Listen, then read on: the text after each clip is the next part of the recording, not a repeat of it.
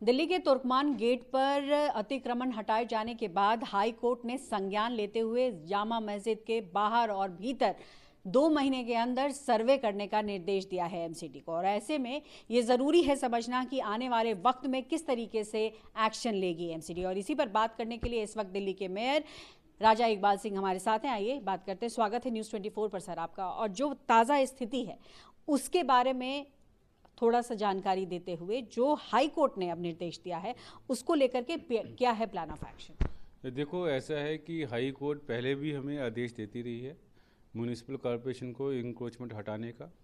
दिल्ली में सफाई होना और इंक्रोचमेंट को हटाना म्यूनिसिपल कॉरपोरेशन का काम है। हमें पहले आदेश दिया गया कि जो अभी इंक्रोचमेंट हटाई जाए। हमने रात को उस पर एक्शन किया, इंक्रोचमेंट हट गई। अगला आदेश आया कि जामा मस्जिद के आगे पीछे जो सर्वे किया जाए, तो उस पर हम 100% काम करेंगे और जहाँ पर भी इंक्रोचमेंट होगी हम उसको हटाएंगे। अगर हम जामा मस्जिद के आसपास के इलाके की बात करें सर, तो जो तहबाजारी, पार्किंग, ये तो तमाम समस्याएं दिखती हैं।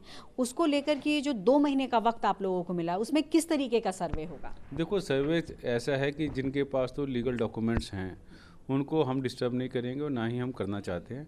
मगर जो लोग ज़बरदस्ती बैठे हुए, रास्ते के बीच में बैठे हुए, ट्रैफिक जाम करके बैठे हुए और उनसे जनता को दिक्कत है, उस सबको सफाई होगी।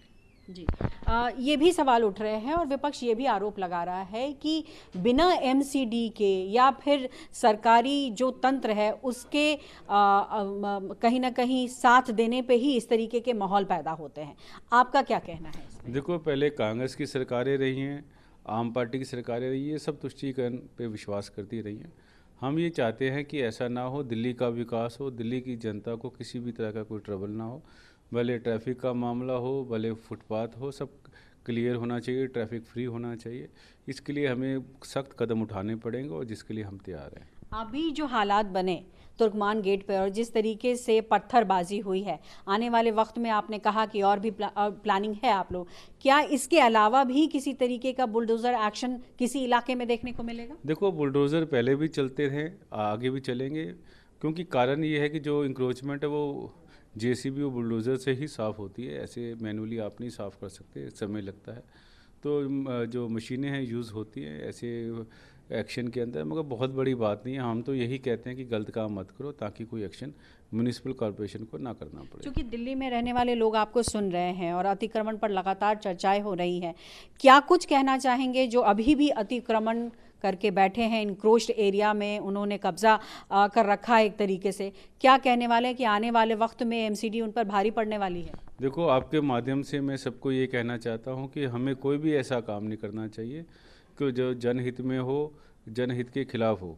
और दूसरी बात मैं ये भी कहना चाहता हूँ कि इंक्रोचमेंट किसी भी तरह की हो, पुरानी हो या नई हो, बिल्कुल बर्दाश्त नहीं होगी और पूरी दिल्ली के अंदर इंक्रोचमेंट हटेगी। इसलिए कोई भी ऐसा काम मत करो जिसमें आपको दिक्कत हो। बहुत बहुत शुक्रिया न्यूज़ 24 से बात करने के लिए।